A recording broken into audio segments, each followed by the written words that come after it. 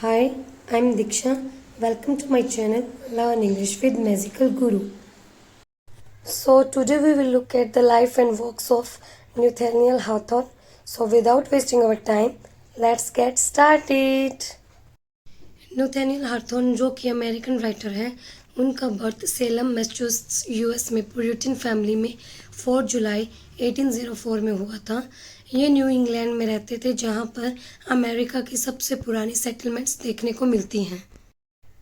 Settlement का मतलब है एक प्लेस जहाँ पहले कोई नहीं रहता हो, उस जगह पर लोग एक कम्युनिटी एस्टेब्लिश करते हैं। न्यू इंग्लैंड में ज़्यादातर सेटलर्स प्यूरिटन्स एंड डिसेंटर्स थे, जो ये मानते थे कि गॉड ने उनको इसलिए चुना है ताकि वो न्यू कॉन्टिनेंट में यूटोपिया सेटअप कर सके। यूटोपिया का मतलब है कि एक ऐसी जगह जहाँ सब कुछ परफेक्ट हो। उनका एक वर्क है स्कारलेट लेटर, जिसमें उन्होंने अर्ली सेटलर्स लाइफ को, या हम कह सकते हैं कॉलोनियल अमेरिका पीरियड को डिस्क्राइब किया है। उनके फादर सी कैप्टन थे। उनकी मदर एंशिएंट फैमिली मैनिंग से थी। Mannings are an American family. जब हार्थोन 4 इयर्स के थे तब उनके फादर की डेथ हो गई थी।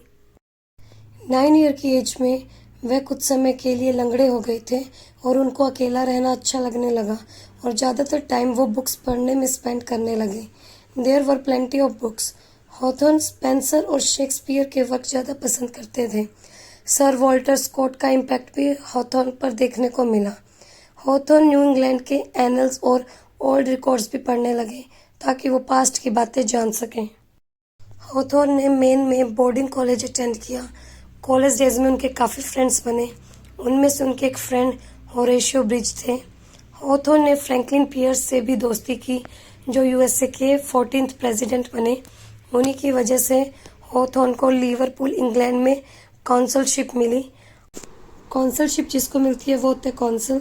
कॉन्सल एक ऑफिशियल जो गवर्नमेंट अपॉइंट करती है ताकि वो फॉरेन कंट्री में रहकर अपनी कंट्री के लोगों का ध्यान रख सके और उन्हें प्रोटेक्ट कर सके। फॉर एग्जाम्पल, बहुत से इंडियंस यूएस में रहते हैं। उनको प्रोटेक्ट करने के लिए गवर्नमेंट ऑफ इंडिया एक ऑफिशियल अपॉइंट करती है जो यूएस में रहकर इंडियंस को प्रोटेक्ट कर सके। सिंपल वे में हम कह सकते हैं कि काउंसिल प्रेजेंट टाइम में एम्बेसडर और डिप्लोमेट की तरह होता है। हॉथॉर्न को राइटर बनने का बहुत इंटरेस्ट था। हमें ये पता चलता है उस लेटर से जो उन्होंने अपनी मदर को लिखा, जिसमें उन्होंने लिखा कि I don't want to be a doctor and live by men's diseases, nor a minister to live by their sins, nor a lawyer and live by their quarrels, so I don't see that there is anything left for me but to be an author. जब वो college students थे तब उन्होंने stories लिखना start किया, लेकिन सेलम लौटने पर ही उन्होंने अपना first work fan show publish किया, जो कि एक एनोनिमस पब्लिकेशन थी उनके खुद के एक्सपेंस पर, और उन्होंने कभी भी उस बुक की ऑथरशिप को पब्लिकली एडमिट नहीं किया। ग्रेजुएशन के बाद हॉथॉर्न ने सेलम में कंटिन्यूसली सेक्लूडेड लाइफ ही स्पेंड की और उन्होंने खुद को कॉलोनियल न्यू इंग्लैंड की हिस्ट्री में अपने आप को डुबो लिया। समर के दौरान उन्होंने न्यू इंग्लैंड के कई हिस्सों में ट्रैवल किया। उन्होंने स्टोरीज लिखना शुरू किया, बट उन्होंने पाया कि उनको पब्लिश करना डिफ़िकल्ट है, क्योंकि पब्लिशर्स अननोन ऑथर की स्टोरी को पब्लिश करने में इंटरेस्ट नहीं लेते थे।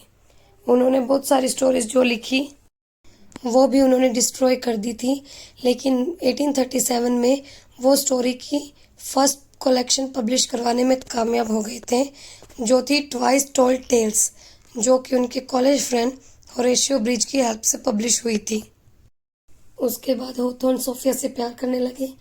उनकी मैरिज से उनको हैप्पीनेस मिली, साथ ही एंजाइटी भी, क्योंकि उनकी राइटिंग से अर्निंग बहुत कम होती थी। 1839 से 1849 में उन्हें बॉस्टन में कस्टम हाउस में जॉब मिली और 1846 टू 1849 में उन्होंने सेलम में कस्टम हाउस में जॉब की। वो ब्रुक फार्म भी रहने लगे। वहाँ उन्होंने एक एक्सपेरिमेंट में पार्टिसिपेट किया, फिर भी वो फाइनेंशियल प्रॉब्लम को दूर नहीं कर पाए। हॉथॉर्न ब्रुक फार्म से सेलम में आए। वहाँ उन्होंने फाइनेंशियल प्रॉब्लम फेस की, साथ ही उन्हें अपनी मदर की इलनेस और डेथ को भी सहन करना पड़ा। जब वो डीपली डिप्रेस्ड थे और हार्ट ब्रोकन थे, तब उन्होंने द स्कारलेट लेटर लिखा। द स्कारलेट लेटर की पब्लिकेशन से उनकी लाइफ में टर्निंग पॉइंट आया। वो फेमस हो गए, but it didn't bring him a fortune. उनको इटली में रहने का चांस मिला और उन्होंने उनका लास्ट मेजर वर्क लिखा, the marble faun, in 1860। America से वापस आकर वो उनके कॉनकॉर्ड होम में सेटल हुए। उनकी हेल्थ ख़राब होने लगी और वो अपने ओल्ड फ्रेंड फ्रैंकलिन पियर्स के साथ माउंटेन और सी शोर की ट्रिप पर गए और he died quietly in sleep and was buried in a grave near a Concord home. उनकी डेथ 19 मई 1864 में हुई। उस ग्रेव को स्लीपी होलो कहते हैं। उनकी डेथ के बाद उनके अनफिनिश्ड रोमांसेस पब्लिश हुए, जैसे कि Septimius Felton in 1872, the Dolliver Romance in 1876, doctor Grimshawe's secret in 1883, then ancestral footsteps in 1883. That's all for today. Thanks for watching the video and sorry for my hoarse voice. If you like my video, then like, subscribe and share my channel. Bye bye.